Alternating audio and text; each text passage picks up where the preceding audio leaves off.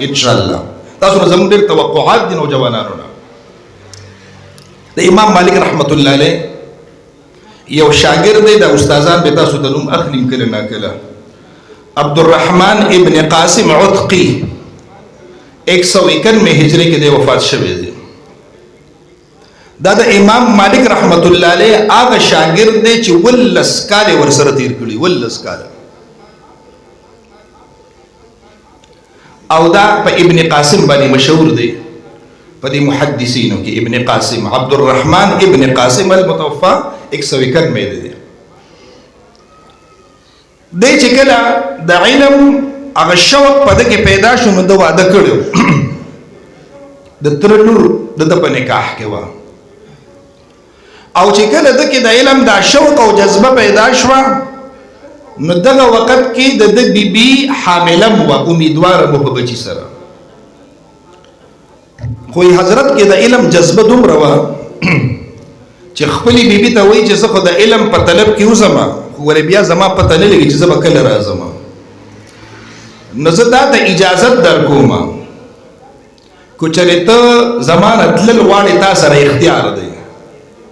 تاسو په دې کتابونو کې وایي که نه اختیاري، په دې قدورې کې به تاسو ویلي، کنز کې به م ویلي چې یو زنانه ته اختیار ورکړي چې تا ته اختیار دی، کو ما سره پاتې کېدل غواړي کو تلل غواړي. ځکه چې زه خو د علم په طلب کې وځم او بیا به کله راځم، بیا زما پته نه لګي.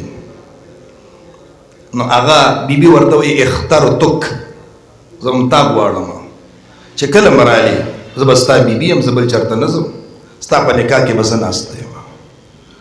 اوس مخکې دا خبره نشته چې زما به کېږي څه، لکه زه خو ځوانه ښځه یم، زه د چا ته پرېښودم، زما کور کو زما بچي وشي د هغه به څه کېږي، زما خرچ خوراک به څه. د علم داسې عجیبه جذبه وه، د قرآن او د احادیثو زده کړې ده. د امام مالک رحمت الله علیه د ملاقات دپاره مدینې منورې ته راغی. 19 کاله د علم حاصل کړی، 19 کاله. زموږ د مخکني بعضې اوس هم موجود دي زموږ اکابر چې هغوی د علم دپاره ډېر ټایم ورکړی و هغوی. اوس موږ بس 8 کاله کې بیا طالبان پکې شارټ کټ هغه وړه دوره هم پکې وي، په 3 میاشته کې ټول مشکات هم پکې وي، هدایي هم پکې وي، پرې کېږي وي چلېږي وي. پخوا دې مشرانو ډېر عظیم محنت کړی دی. 19 کاله د تېر کړو. عجیبه داستان دی د ده. وی امام مالک رحمت الله علیه د هغه یوه وینځه وه، هغه زمانه کې غلامان وینځې وه تکه توره وه د رنګ نه.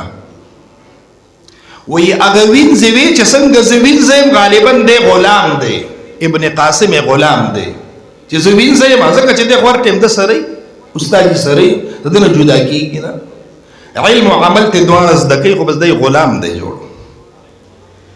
دا ابن قاسم رحمت الله علیه فرمایي وایي زه به د امام مالک رحمت الله علیه چې کوم اوقاتو د درس و تدریس د هغې نه علاوه زما چې کوم خصوصي ټیم و هغه څه وایي زه به د تهجدو په ټایم کې ورتلم د حضرت کور ته، او هغه ټایم کې به ما ته 3-4 مسلې ښودلې، صرف 3 یا 4 مسلې، هغه به ډېرې قیمتي وي. وایي یو پیره نو ما به د شپې زما خوب هم ډېر کم او دا غم به مو را سره چې چېرته اوده پاتې نه شم. وایي یو پیره او د امام مالک رحمت الله علیه کور مدینه منوره کې او مسجد نبوي سره خوا کې او ټول درسونه په مسجد نبوي کې ورکړي دي. وایي زه د امام مالک رحمت الله علیه ملاقات تبا د تهجدو په ټایم کې تلم.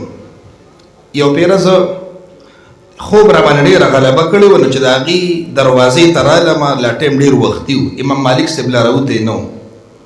نو زه د هغې په چوکټ باندې داسې ناست وم، نو سترګې مې ورلې. نو امام مالک رحمت الله علیه په دغې دوران کې د کور نه راووتو او مسجد نبوي ته ځي، خو چې زه ولیدم چې د خوب غلبه پرې ډېره زیاته ده، نو ما ته یې غږ ونه کړو چې پاسه سبق ویې کو نه وی نه، او یا اوده پروت دی نه.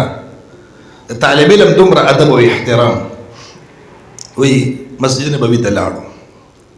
په دې کې لږ ساعت چونکې وینځه خو بار ګرځي، وی هغه وینځه د خدمت په غرض بار راووتله او سهار مانځه ته لږ ټایم دی. وی ما ته وی چې ای غلامه پاسه که نه، هغه استاد چې خو دې وختي تللی دی.